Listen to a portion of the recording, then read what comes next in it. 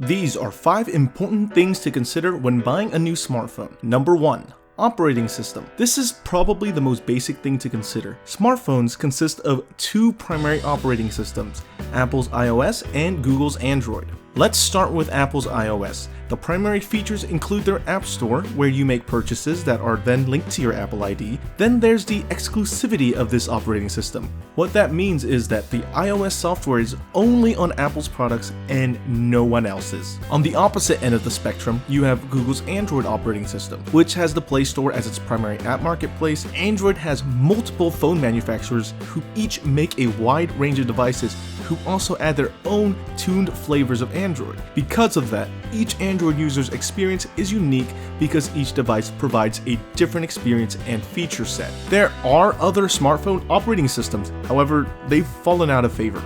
iOS and Android hands down dominate the mobile operating system landscape as of mid-2017. And honestly, both operating systems provide similar features, yet each one still differentiates themselves enough to appeal to different people. The second and third most important factors to consider are price point and resale value.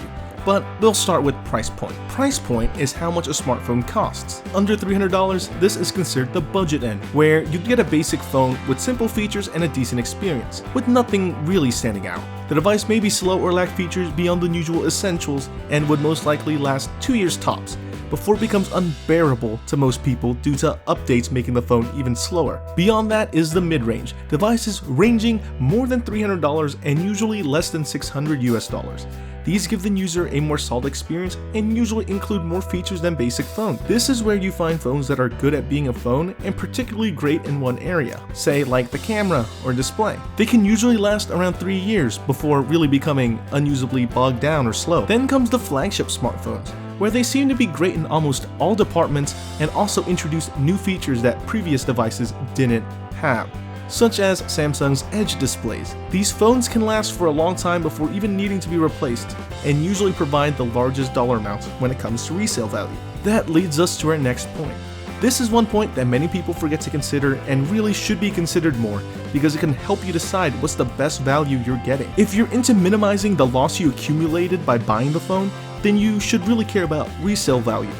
Much like a car, the moment you buy and open the box and start using it, you've lost a good chunk of money in depreciation. The longer you use your device or store it away in a box, the more your device lowers in value. After a year, a device could potentially lose a third of its value. The actual rate of depreciation varies, and you can't actively predict it.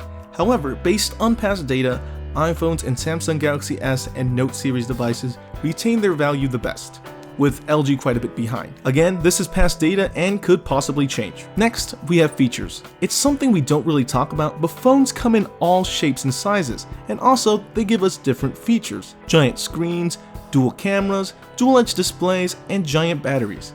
You may not like one particular feature, but you may like some other one. And the last one is a bit mixed or controversial. Appearance, the design of the software, or the design of the phone itself. It all matters to some people and others may not care at all. The point is subjective and really your own preference. So, what device should you get? Using this as a possible guide, you can help narrow down your search and find what's best for you. So do some research and you're sure to find the best one for you. Anyway, I hope you guys found this video useful. If you enjoyed it, give it a thumbs up, comment, and well, don't forget to subscribe. I'll see you guys next time.